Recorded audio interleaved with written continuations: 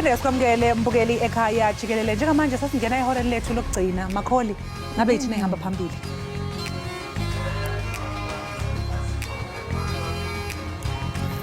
Sihlabela mgama mbukeli siyafumanisa kaloko into yokubana ikumkani uMisizulu kaZwelithini imengelithi akaguli kwaye lawo ngamampunge Xebe.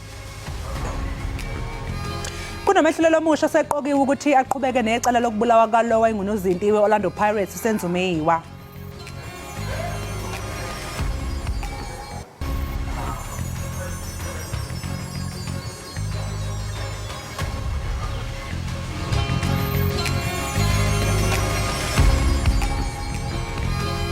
Lochani ibizo lami ngingusipho Mbele ngaze ungabukela ihlelo ekhaya Jikelele ku-SABC DTT ihlelo lelithela indaba ezemidlalo zepolitiki isimo sezulu nakho konke ongakuthanda kokuzithabisa SABC DTT.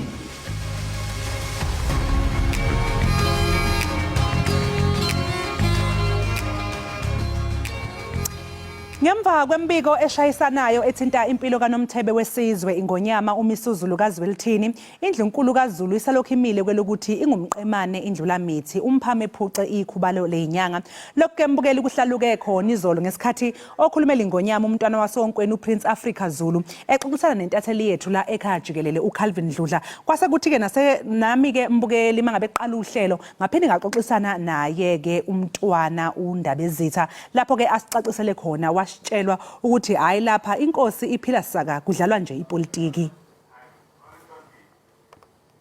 Izolo sibe nengqoqo nontatheli yenu ubaba uDludla lapha athole khona sonke isiqiniseko esilweni ukuthi cha siwumqemane konke lokhu bekushiwo bengamampunge nje ngenxa ukuthi sesibheke uvision 2024 which is ama elections okhethwa okhetho lalelizwe ubona izwe lidunguzela nje cha kudunguzela isilo udunguzela lona izwe ngenxa ukuthi sebehlela inhlelo zabo osopolitiki ukuthi ba computer kanjani njengoba ukhetho selifikile selisemnyango nje.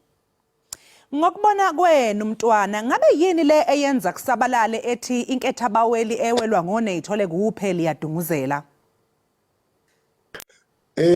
I-agenda yokuthi uma uqhubeka silo ungafuni ukuthi ulalele ushintshe uchairperson weNgonyama Trust thina sizokhombisa ukuthi singobani nangempela siyibonile agenda idlala ukuthi isilo siyagula isilo asithandazeni normally thina njengesizwe sithandazela abantu abadala yabona nje mase uyixhegu uyawufuna umkhuleko kodwa beqala nqa uthola ukuthi sekumele kuthandazwe isilo siselibhuku siphila saka sidlandlavana and kuyithanda ukuthi kube yishwa leli sicela ukusikhuza lesihlava ngoba kune agenda ukuthi isilo sidimwe unfit ukuthi kuthiwa cha ngoba sasishilo isilo asikho fit njengamanje sohlanganisa ama seniorities ngoba sekhona ama seniorities ama self proclaimed seniorities bese bayahlanganisa bethi cha sicela ukuthatha intambo nibonile nani announceile akekho ophikile masithi silo siyagula siyadunguzela sizobamba umbuso bese bekwazi ukuthi besebenzisele lo thuba ukuthi becindezele oza kwabo lapha na kuma elections njoba behlezi benza so ngicela nje nabe siyothatha personal isimo sama elections esesifikile esenza ukuthi ku behave ngalendlela ekubehave ngayo. I don't think it's really personal kodwa konke lokhu kugula lokhu ukumenyezela bekungekho before isilo sidecide ukuthi usihlalo waso eNgonyama Trust inkosi uMzimela. Imibutho yezendalo eThekwini ibongoze uluntu kuba lungenelele ekucoceni nasekubuyiseleni le ndawo kulandela imvula nomoya otshabalalise izakhiwo. Ngenxa yale mvula kunye nomoya onamandla, abantu abasixhenxe babhubhile kwaye abanye abasixhenxe abakafumaneki. iBlue Lagoon eThekwini ila kungena umfula umngeni olwandle. Indawo ethandwa kakhulu. Manje le ndawo igcwele udoti ngemuva kwezikhukhula nokuthiwa ungase ubulale imvelo. Amabhishi eningizimu neTheku nawo agcwele udoti. Abadobi nabathanda ukuzibukela izinyoni lapha nabadlala imidlalo yasemanzini bathi kuyathusa ukuthola udoti ongaka lapha. No, it's terrible. The amount of dirt that's in the water is not good. I-Green Corridors okuyinhlangano engenzi inzuzo ithi isiqoqe udoti ongalinganiselwa ku-5,000 wezikhwama. Okukhona oplastic abayingozi lapha. Banxusa abantu nabavakashi eThekwini ukuthi bazolekelela ukuqoqa udoti. Siyacela bandla kumphakathi wonke ukuthi awuhlanganisa izandla nathi usilekelele kulo doti olanga ngemuva kwami. Abe-Durban Radio Boat Club abasebenzisa leli chibi bayalekelela ukususa lo doti. I can't bring my boat. I've got 2 boats. I spend a lot of money on, so I can't put them in the water because they can get damaged. Izakhamizi zinxusa umphakathi ohlala eduzane nemvula ukuthi ufunde ngezindlela zokulahla udoti. They need to be using or have access to disposable methods and change the attitude and use the bins and use whatever black bags or whatever system they have. Londi Khatebe, SABC News, eThekwini. Kunomehluleli omusha osezothatha izintambo ecaleni lokubulawa kwalowo owayengunozinti we-Orlando Pirates kanye nebafana uSenzo Meyiwa.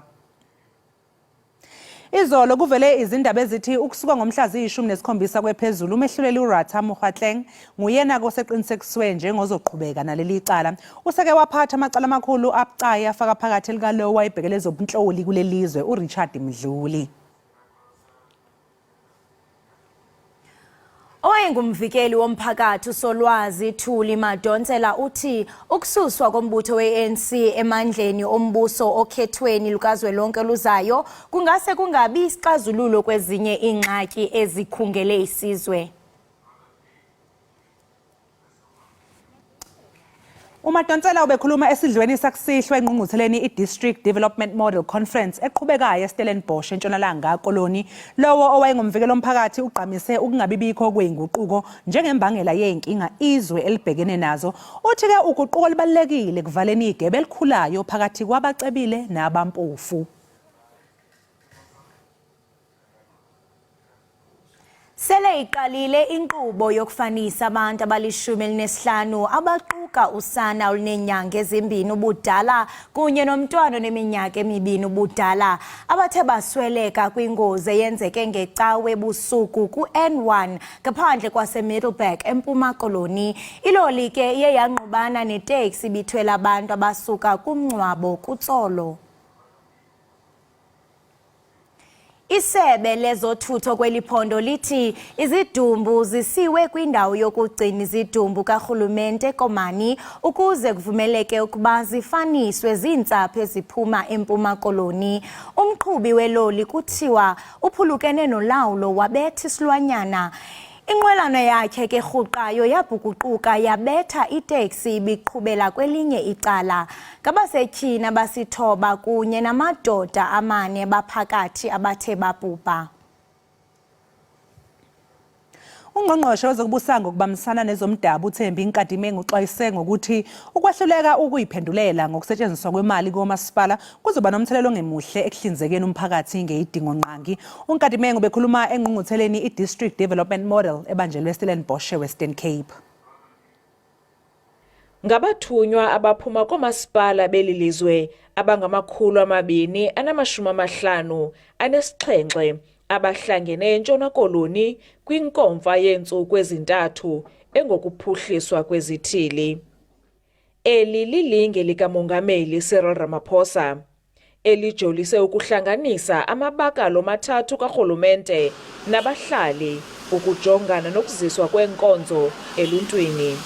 Abasemagunyeni balumkisa amabhunga ngokuphumeza uhlahlwabiwo-mali olungabonelelwanga ngamali.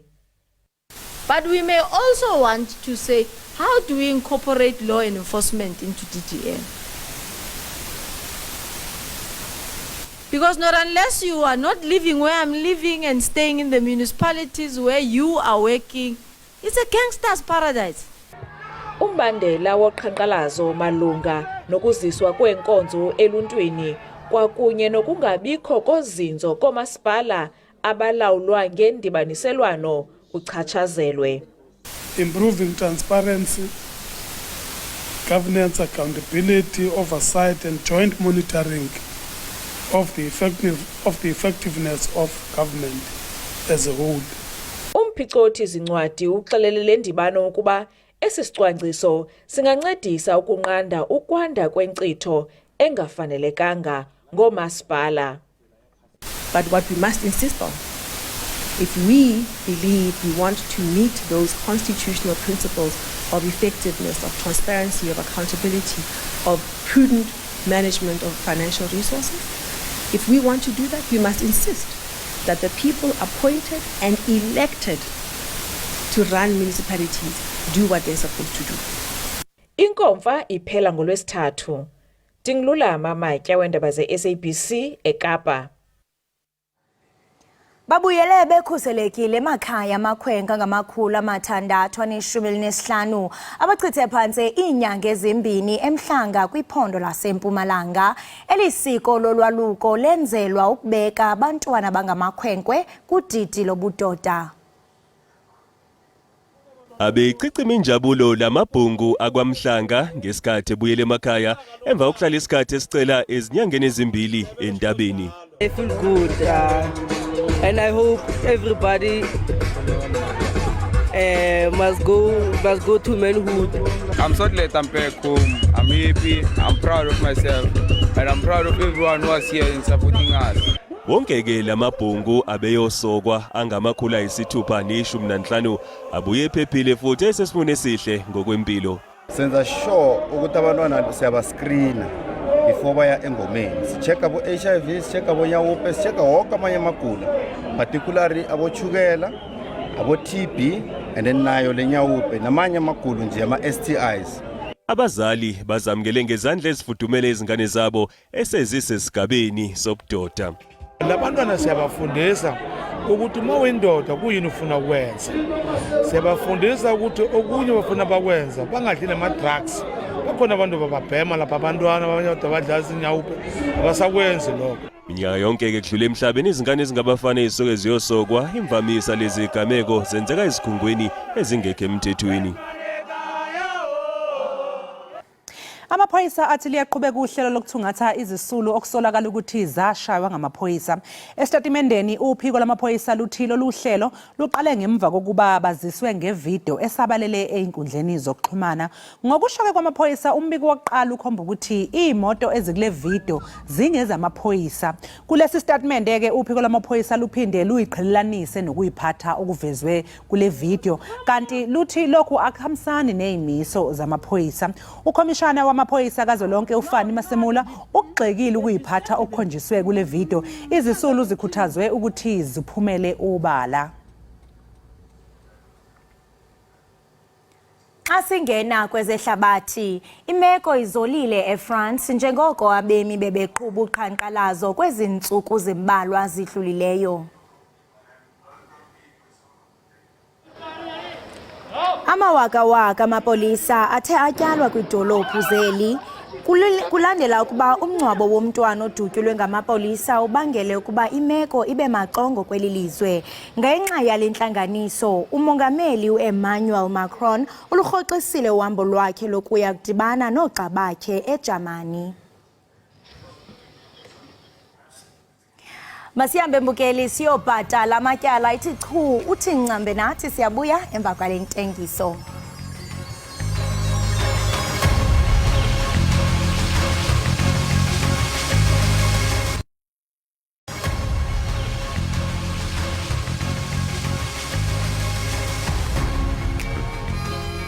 Sikwamukele mbukeli kanti mangabe sibheka odabeni elithe olihamba phambili sithe kunomehlulelo omusha oseqokiwe ukuthi aqhubeke necala lokubulawa kalowa unozinti we-Orlando Pirates uSenzo Meyiwa.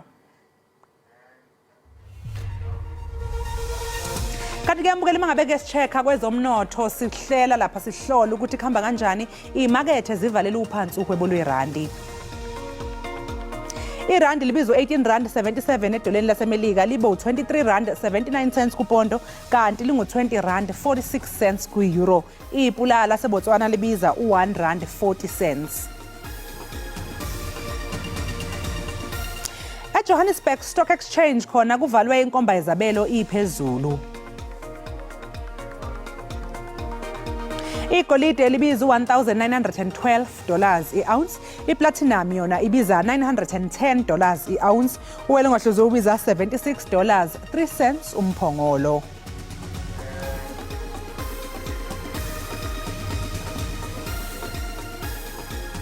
Kanti ke mbukeli asithi qunga seyitolo sizobuya emva komzuzwana.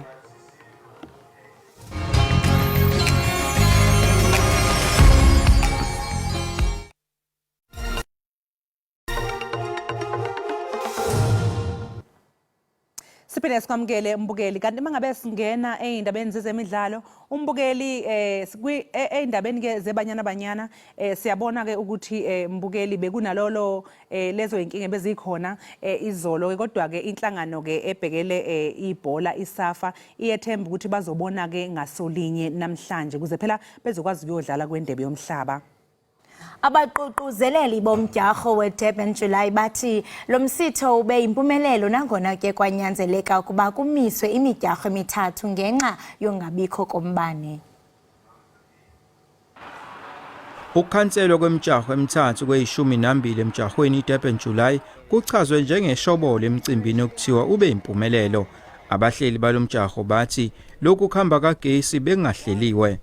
What actually transpired was we had a drop in power. It did come back, but with the halogen floodlights, unfortunately, they take about 20 minutes to cool down before you can turn them on again.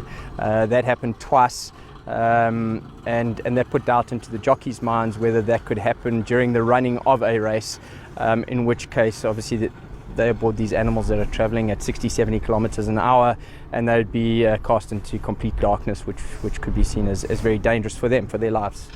Bekukhona nesivumelwano nomasipala iTheku ukuthi ugesi ungacinywa ngalesikhathi somjaho. Amaphanda aqinisekisiwe ukuthi azoyithola imali yawo yamathikithi okubhejela lemjaho emithathu ebhuntshile. Punters and those people who bet on those races, full refund. There's no questions asked there. The races weren't run. Everyone who did have a bet on those races will receive a full refund. I-Gold Circle ithi liyaqhubeka uphenyo ngalesigameko sokucima kagesi. Umasipala iTheku uthi nawo uzolekelela kulolu phenyo ukuthola umnyombo ngalenkinga. Eindabeni ze-SABC nginguvusi Khumalo eThekwini. Mbukeli njengamanje asithi qu eyitolo sizobuya emva komzuzwana.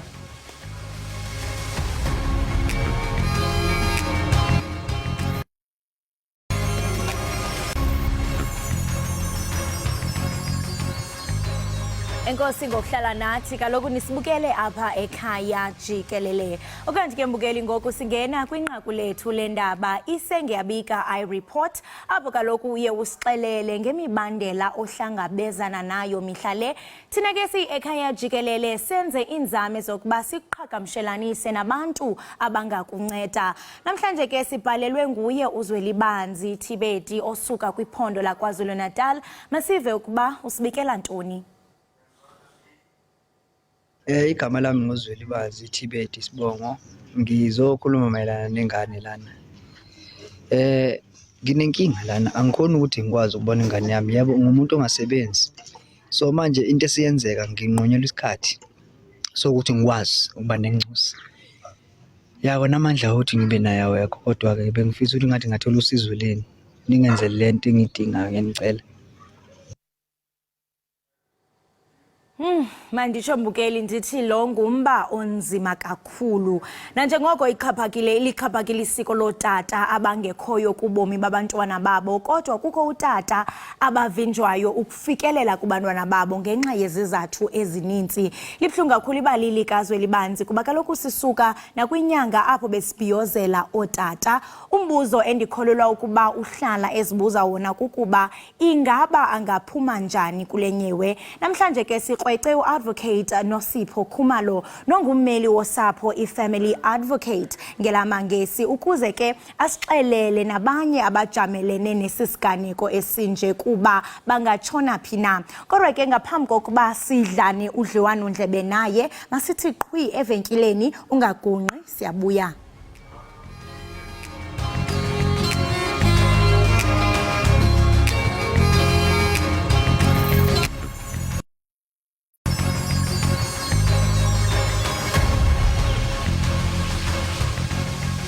Enkosi ngokuhlala nathi siyaphinda kaloku sinamtyela kwakhona uyawuqonda ukhumbule kaloku Mbukeli into yokuba ngaphambi kokuba sindwendwele ivenkile siye satsho kaloku into yokubana ngoku singena kwinqaku lethu i report kwaye ke siye sabhalelwa nguye uZwelibanzi ebika udaba lakhe esingatsho into yokubana lubhlungu kakhulu exela ke into yokubana akakwazi uba ngaba mhlawumbe axhumane okanye aqhagamshelane nomntwana wakhe ngenxa ke esisizathu ezithile nokubana ke akasebenzi. Ngoku ke emnxebeni sinaye uadvocate Nosipho Khumalo. Masikubulise sikwamkele enkqubeni Nosipho, advocate Nosipho Xebe. Ngiyabotisa abaphulaphuli nababukeli. Uye wasibhalela uZwelibanzi ebika ngenhlungu yakhe ajongene naye njengotata. Ungaphawula uthini ngebali lakhe? Ngingathi sometimes inkinga iba khona xa umuntu engena knowledge, like engena knowledge of what to do if I'm facing this kind of situation. But it's a simple problem. It's not difficult for parents, both parents, whether it's umama or utata wengane. Sinayo umqulu we-Children's Act and Regulations Act 38 of 2005 edilishana nabazali nengane or nayiphi issue edilishana nomntwana. The Children's Act 38 of 2005. Inkinga kababa I think izosombululeka la ku section 20. I'm not sure uba ubaba utshatile or akachatanga, but section 20 kuna parental responsibilities and rights to married fathers. Lekita ngabazali abashadile. Nokuthi abazali abashadile they have full responsibility, parental responsibility and rights in respect of abantwana babo. Banamalungelo. If ushadile unelungelo emntaneni wakho uba umbone, maintain and take all the parental responsibilities. Again, section 21 udilisa nabazali abangashatanga, like obaba abangashatanga ama rights wabo. U21 uthi usection ubaba wengane ongenazo i-rights nema responsibility in respect of umntwana wakhe in terms of section 20. This means lo ongashatanga, u20 ngulushadileyo, lo 21 lo ongashatanga naye unawo amalungelo wakhe ngokupheleleyo in respect of umntwana wakhe. Number 1, if the time of the child's birth if at the time of the child's birth he is living with the mother in a permanent life partnership. For instance, if ubaba bekahlala nomama wengane kwi-partnership abashadanga ke abo 20 ngithe ngabashadile 21 if abashadanga still babunazo eza rights zomntwana wakhe zo-access umntwana wakhe. Advocate uchaphazela kakhulu amalungelo wabazali kodwa apha siyafumanisa into yokubana nomntwana uyabandakanyeka kuba nguye ozobe ngoku engenamama mhlawumbi okanye engenatata. So in this case ungathi mhlawumbi ngawaphi amalungelo omntwana onyashwayo kule meko? Ngabalungelo omntwana. So le ncwadi ingenisa both amalungelo omntwana and amalungelo omzali. So if umntwana onyashwayo, then kuba nomzali oyi-one, like ubaba wengane angaye court, kwi-family court, kune-section ye-children's court, regional court, like no, not regional court, lower court, in a district court, la khona dibana nakhona ne-clerk of the court, avula ifile, acacisa isitolo sakhe, mina nginenkinga enje, unomntwana, kunamalungelo omntwana onyashwayo, ngoba amalungelo abantwana basephansi kwe-state if they are underage. So you can go to court, approach any nearest court, approach the nearest court, engakuye ubaba, avule i-case lapha, avule ifile, then the matter will be dealt with by the magistrate who is dealing with the children's court. Aye court, then the court will hear both sides of the stories to what happened. If there are something as serious as specifically, then they have to appoint a social worker. It depends between ngakanani age yayo, if umntwana omncane vela akazikhona ukuzikhulumela, if umntwana lo sekhulile age maybe angakhona ukuzikhulumela, it depends ukuthi umntwana uhlakaniphe kangakanani. Abantu abancane bangakhona ukukhuluma, but abanye abancane mara bakhona uku-expressa i-story sabo. The social worker izohamba yenza investigation, ize ne-report e-court, and then there will be a day la khona ezobekwa khona e-court ukuthi on this day you must come, both parents and the social worker who's dealing with the case. And then the magistrate or the presiding officer will determine, okay, what is the into elungele lengane according to the Children's Act and according to the Constitution of South Africa. It's just that I don't know what is the problem with the child at this point in time. It was not clear what is the actual problem that the child is facing. Ndiyathemba nathi into yokubana nentatheli yethu izawuthi ilandelela uba eyona ngxaki yomntwana yintoni. Kodwa ke ndiyafuna ukuba ngaphambi kokuba siqhubeke nalomba sifake umbukeli kule ngxoxo yethu wena advocate ukuba aselethuphe awakhe amava okanye aphawule. Sizawunxibelana naye ke masikubulise Anonymous eKZN.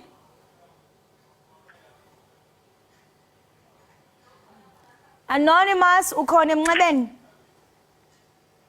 Hayi ke mbukeli sawuphinde ke sixhumane naye okanye siqhagamshelene naye emva kwexesha. Ndiyafuna ukubuyela kuwe wena advocate. Uninzi lomama babantwana bakhala ngokuba isizeka bani soku kukungondli kotata. Ingaba imeko enje iyathetheleka? Well, both parents banamalungelo. Omama mabayazi uba if ubaba aqondi umntwana wakhe, ukhona umthetho lokuthi andizomnika umntwana or angeke yeze abone ingane. Sekufana nokuthi wena you are taking a decision, but sine court nomthetho apha eSouth Africa omele olindele kanye isigane ezinjalo ukuthi if wena ufila ngathi awukho happy or ubaba wengane aqondi, you still go to the family court, to the maintenance court, to your nearest district court. Uyovula i-maintenance ifile phaya maintenance ukuthi ubaba akamonzi umntwana uyasebenza uze ne-information yakhe usebenza phaa namagama wakhe ne-address wakhe. I-court izokhupha i-order lokuthi okay, you must pay this amount. It depends on his affordability, but uya-afforda malini. Manje kuba nenkinga umama makasebenzela yena without i-court order ngoba ufuneka vele aye naye pha ubaba athi isizathu sakhe, maybe ukuthi ubaba nginamali at this time or amaintain ayeke phakathi athi ngiphelelwe ngumsebenzi or angisazumaintain umntwana ngoba maybe usola ukuthi umntwana kusiwakhe. But the court is there to solve all those problems abanabayazi ukuthi i-family court, and it is effective. Even though like there's a lot of people that are coming to the maintenance court, maybe abantu discourage it, but angifuni yoma laphaya for the whole day ingaboni into, but at the end of the day you do get a court order bayayi-prioritize indaba yengane e-court. So awumama mina ngingabacebisa ukuthi bazifundise ke-court, babe patient, bavule ama-files e-court for maintenance khona ukuze sizeka. Ndiyarhalela ukuyazi ukuba ingaba mhlawumbi umthetho ubakhusela kanjani abo esingathi baphikwa ngootata babantwana ngelixa umuntu ekhulela utata athi hayi andizingeni. Umthetho ungenelela enze ntoni xa kuyimeko injalo? Umthetho lapho uclear, very clear.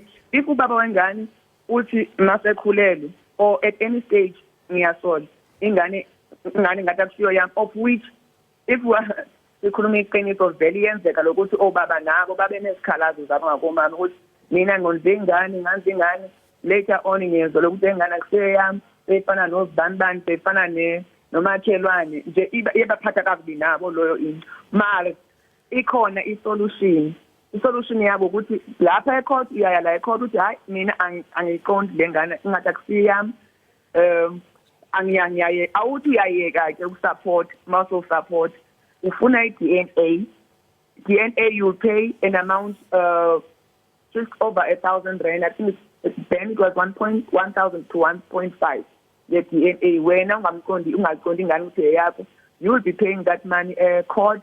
Then they will make a date, they will give you a date yenu nobayithu yokuya lapha for i-DNA test.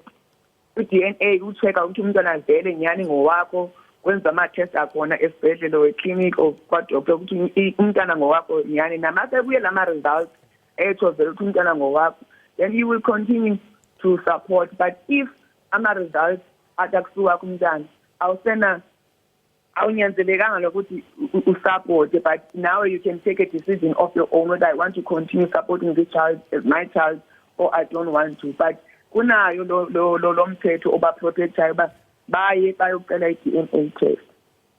Ngaphambi kokuba siqukumbelele ngxoxo advocate, ndiyarhalela ukuyazi into yokuba angakanani mhlawumbe amathuba kwaye phantsi kweziphi imeko apho sizofumanisa mhlawumbe umzali esithi hayi umntu akanokuvunyelwa ukuba kupheliswe uxanduva lobuzali, kwaye kungenzeka ukuba ndiphinde ndifune ukuba ngumzali kumntwana kwakhona?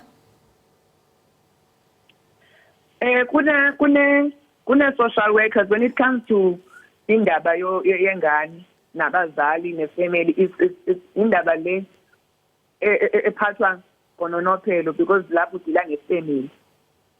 So i-court or i-justice, the only thing abafuna uyenza bona lokuthi kube nobudlelwane between umama, umntana nobaba. Yebo uzaba khona inkinga abazohlangabezana nabo. That is why siba nazo social workers that are on standby at court that are waiting ubaba bazame ukusiza abazali resolve the issues zabo. Khona into esizibiza ngoba mediation kwase-family court la khona if akuzwana samu then bazokhona ukuhlalisa phansi abazali nomntana until kufanele i-solution. So yebo khona izovakala kabi kumama ukuthi okay ingane uyiphikile first but now wazi waya kwi-DNA ayonto imbi if umzali noba ngumama noba ngubaba ufuna i-DNA ufuna ukwenza sure ukuba indeed ingane yami le.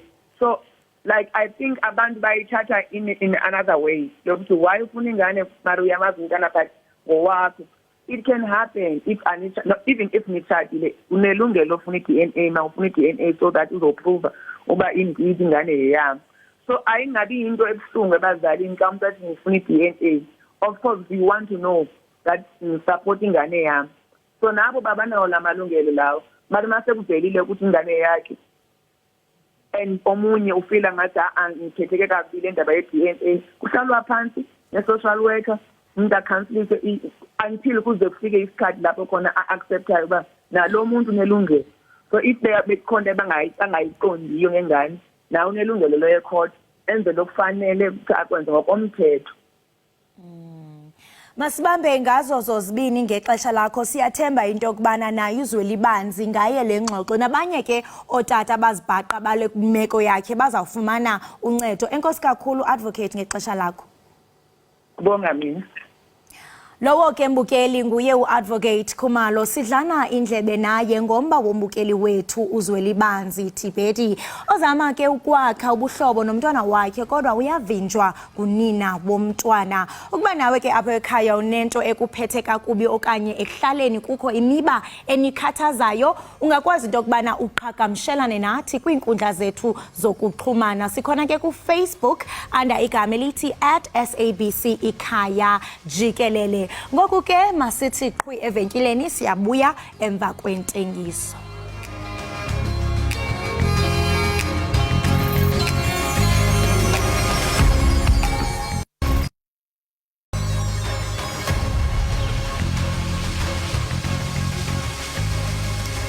Sikwamukele umbukeli ekhaya Jikelele. Mangabe usanda kungena, hayibo uphuma phi kade sifile, kodwa kungakhathazeki umbukeli, sibonga khona ukuthi usuze wafika ukuthi uzohlala kanye nathi.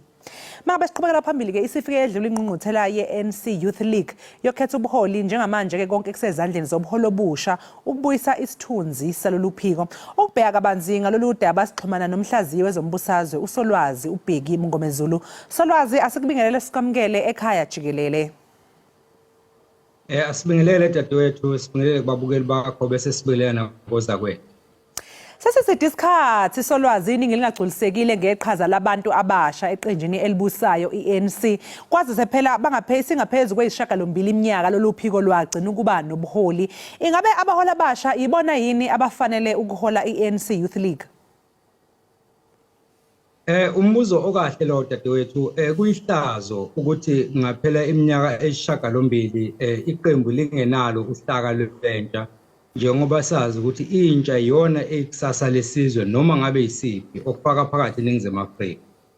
Kodwa ke ngasembuzweni ukuthi laba bakhethiwe noma baqokelwe kulezi ikhundla abantu abafanele ukuyisa iqembu phambili. Uma lo mbuzo ungawubhekisa entsheni ekade ikhona kuleya ngqungquthela, izokutshela ukuthi ibona abantu abafanele ingakho bebakhethiwe. Kodwa ke ukubonakala ukuthi ngempela lokho abakusho kuyiqiniso kuzobonakala uma sebesebenza. Engasho ngithi uma ngabe ubheka inkulumo yokuqala ethulwe ulona umholi omusha we-Youth League uMalaji, ukubeka ngokusobala ukuthi bazozama konke okusemandleni ukuthi intsha kube yona eningi eParliament. Okuyiqiniso ke futhi ngoba uma uzobheka ukuthi izibalo zentsha zingaphezulu kwabantu abadala, so ke ngaleyo ndlela kufanele vele ukuthi ibe khona eParliament ikwazi ukuthi isizwe laba abadala. So ke uma lokho abakushoyo bezokwenza, ngicabanga ukuthi baqale kahle, sekuzoya ngokuthi ke kusuka manje kuyaphambili bazokwazi inibona bebodwa ukuthi babambisane noma bazokwenza into ekenzeka ngaphambilini lapho khona uthola ukuthi intsha ilwa izimpi zabantu abadala okugcina ke idingo zentsha zingasanakekelwa, abantu sebeyicabangela bona behlohleza bizisu bangabe sabheka idingo zethu. Uma bengayibamba kanje ngicabanga ukuthi banalo ithuba lokuthi bangakwazi ukuthi bathathe ilona i-Youth League ye-ANC bayise phambili. Solwazi, njengoba nje uphatha igama lomholo omusha walolu phiko uKholeni Malaji, ingabe ke siyakuzwa lokho akushoyo nakuthembisayo nathi uyakufuna, kodwa manje ngabe unalo yini ulwazi olufanele lokuthi ke abeke lolu phiko ezingeni elilandelayo? Kuzoncika ekutheni ngesikhathi engaphandle engakangeni ekutheni ahole iANC Youth League, ubezama yini ukuthi aziqinisene ngokuthi afunde okokuqala imigomo yeqembu, okwesibili afunde umgqiqo wezepolitiki lento abayabathi phecelezi political rhythm. Ngoba uma engawufundanga umgqiqo wezepolitiki engaphandle kungaba nzima ukuthi athi ngoba nakhe seqokelele lesi sikhundla avuke esazi yonke into ofanele ngabe uyayazi. So kuzoncika ekutheni ngesikhathi ezilungiselela ukuphatha lesi sikhundla yini ayenzile ukuzama ukuthi azihlomise ngolwazi olwanele. Ngoba okokuqala nje into ofanele ayibheke ukuthi azi ukuthi iParliament lisebenza kanjani, azi ukuthi uma ngabe iANC iqoka abantu baqokele izikhundleni zokuthi baye eParliament imiphi imigudu elandelayo. So uma ukuthi unalo ulwazi lwazo zonke lezo zinto kuzoba lula ukuthi uma ekhuluma nabaholi bakhe abeke izinto eziphathekayo etafuleni. Kodwa uma ezobeka imizwa phambili bese ulwazi luza ngemuva, lokho kungagcina kumdalela inkinga ngoba uzongakwazi ukwenza izinto ngoba uzobelandela imigudu ongafanele ngabe uyayilandela. Ngokubona kwakho engabe iyiphi imbangela eholele ekutheni kuthatha isikhathi eside kangaka ukuthi kukhethe ubuholi obusha beANC Youth League? Ngokubuka kwami dadewethu singayisola intsha sithi ibe nesandla kulokho okwenzekayo kodwa owami umbono uzothi abantu okuyibona okufanele sibasole kakhulu yilabo abadala ku-ANC ngoba basebenzisa intsha ukufeza ezabe inhloso. Uthola ukuthi umuntu uqokele ukuthi abhekelele idingo zentsha kodwa esikhundleni salokho bese elwa izimpi zepolitiki yangaphakathi eqenjini nokugcina ke kwenza ukuthi lingabe sakwazi ilona iqembu ukuthi libe nohlaka lwentsha ngoba uma ubheka iminyaka esishiyagalombili isikhathi eside kabi leso ukuthi iqembu lingahlala lingenalo uhlaka lwentsha. So ke ngicabanga ukuthi izathu sokuqala leso bese ke okwesibili nayo intsha inalo iphutha elenzako ngoba awukwazi ukuthi ungavumela abantu abadala ukuthi bakusebenzisele ukufeza inhloso zabo bese wena ulimaza ikusasa lakho ngoba nje kule minyaka esishiyagalombili baningi abantu ongabe sebakhombisile ukuthi nabo ubuholi abeza nabo ongabe sebaqokelwe ezikhundleni eziphezulu kodwa abakwazanga ngenxa ukuthi i-ANC Youth League ibingasebenzi ibisebenza ngohlaka lwesikhashana nanokuthi uma kuyiwa engqungqutheleni abantu abamele intsha kade bebabancane kakhulu ngoba uma kuthi usebenza ngohlaka lwesikhashana isibalo sabantu osithumela engqungqutheleni siba sincane kunesibalo kade ungasithumela uma kuuhlaka bekuhlaka vele olukhethwe ngendlela efanele. So ke ngicabanga ukuthi la ukubona ukulungisa lawo maphutha lawo kubonakala ukuthi ke ukusuka manje kuyaphambili bafundile yini kulezi zinto esezike zenzeka. Engqungqutheleni yabo ke ababenayo la i-ANC Youth League sike sabona kuba khona ukuhilizisana okuthile mangabe unobhala Jikelele we-ANC ufikile Mbalula ke eselapha yana ethi wenza inkulumo kwaba khona ukucula okube khona ingaba mhlawumbe ngokubona kwakho ikuphi ukushayisana okukhona phakathi kophiko lwentsha kanjalo nonobhala Jikelele we-ANC yini lento ebenze ukuthi ke bangamzwisisi kahle kule ngqungquthela? Kukhona iphutha elenzekayo dadewethu ngo-SG we-ANC noma unobhala Jikelele we-ANC. Kamuva nje usenokuthi akhulume inkulumo ikhombisa ubudedengu lento ekuthiwa phecelezi political negligence. Uzokhumbula ukuthi eqokelwa kulesi sikhundla enye yezinto azisho eqala nje ukukhuluma nani abezindaba wathi kulesi sikhundla akusona uyena ozotshela umengameli ukuthi ibapho ngqongqoshe abalalayo emsebenzini bese etshela ulona umengameli ukuthi akabaxoxe. Umbuzo waba sekutheni kanti ubani onamandla phakathi kukanobhala Jikelele weqembu nomholi weqembu njengamanje okuba uSiril Ramaphosa. So ke lezo inkulumo lezo nje zizodwa zikutshela ngokusobala ukuthi khona ongahambi kahle. Engicabanga ukuthi ke i-Youth League le njengoba isihlangene inakho ukuthi khona engakuthandisisi kahle ezintweni ezikhulunywa uSG weqembu nokwenza ukuthi uma ngabe kufikwa la bese ke bekhombisa ungamamukeli. Iphuzu lesibili kube ukuthi udaba lwase Eastern Cape kube khona izinsolo zokuthi khona angakwenzanga kahle ngesikhathi ANC Youth League ilungiselela ingqungquthela. So ke khona bangaxolile kahle ngendlela asingathe ngayo udaba lwase Eastern Cape. Engicabanga ukuthi ezinye zezinto mhlambe ezingaba nomthelela khona uma ungabuza bona ngamunye bangakutshela ezinye izathu kodwa ngibeka lezi ezisobala nobani oyibonayo nozaziyo ukuthi zenzekile emini kwabhaku wonke umuntu. Ngokubona kwakho ke solwazi ke iliphi iqhaza elizobanjwa yilolu phiko lwentsha i-ANC okhethweni oluzayo? Into yokuqala nje intsha okufanele iyenze ayike iyeke ekutheni uma ngabe ilungisela ukhetho la ngo-2024 igxile ekutheni ifeza inhloso ezobaba nomama babo abadala ku-ANC. Ayike ihlangane nentsha emagatsheni ahlukene ezifundazweni ezahlukene ithole kuyona intsha ukuthi yini efuna ukuthi yenzeke. Futhi uma ngabe ikhankasele izinto ezidinga intsha yebo kuyiqiniso ukuthi bayingxenye ye-ANC okusho ukuthi kufanele vele bayikhankasele i-ANC kodwa abathi uma bekwenza lokho babeke izidingo zentsha phambili ngoba kakade vele phela njengoba bewuphiko lwentsha nje bakhethele ukuthi babeke phambili izidingo zentsha. Ngicabanga ukuthi lento okuqala ofanele bayenze uma sebekwenzile lokho bese bebheka ke ukuthi yini abazoyenza ukwenza isiqiniseko sokuthi intsha iyaphuma kulobu bubha ebhekene nabo ngoba iningi intsha eneziqu zemfundo ephakeme kodwa engayitholi imisebenzi. Bathi uma befuna imisebenzi ukuthi kufuneka i-experience ongazi ukuthi uzoyicosha kumuphi umgwaqo ngoba ukuze ube ne-experience noma ukuze ube nolwazi lomsebenzi fanele kube ukuthi uqashiwe. Uma ukuthi unazi iziqu ezifanele awuqashwa ukuthi awunasipiliyoni uyothatha abantu umuntu onesipiliyoni vele usemsebenzini kakade. So ke lezo zinto engicabanga ukuthi fanele basebenzele phezulu kwazo hayi indaba yokucabanga izinto ezisemoyeni ababhekane nezinto ngqo okuyizona ezithinta intsha njengamanje. Sibonga kakhulu ke solwazi ngesikhathi sakho sikufiseleni usuku oluhle. Asibonge dadewethu sibonge nakwabukeli bakho. Mbukeli lowo bekusolwazi Bheki Mgomezulu ebesixoxisana naye la ekhaya Jikelele mayelana nophiko lwentsha lwe-ANC Youth League olundaba mlonyeni ke kulezi insuku emva ukuthi lukhethe ubuholi balo engqungqutheleni ekade ikhona. Mbukeli sasifike ekupheleni ke kohlelo lwethu namhlanje. Sibonga kakhulu ngokuthi lihlanganyele kanye nathi. Madlongothi Hey kodwa ngomso siyabuya amazwi wena Mbukele ndifuna ukuwashiya nawe ngale mini yanamhlanje kukuba noba ukwesiphi isimo uqiniseka uqoshele uqaqambe uqiniseka into yokubana uqamatha nomveli nqangi nditsho amawenu anawe akungqongile thina si ekhaya Jikelele sikuthanda ngothando luka love masibe kunye nangomso sikuphakela zitshisa nisale kahle.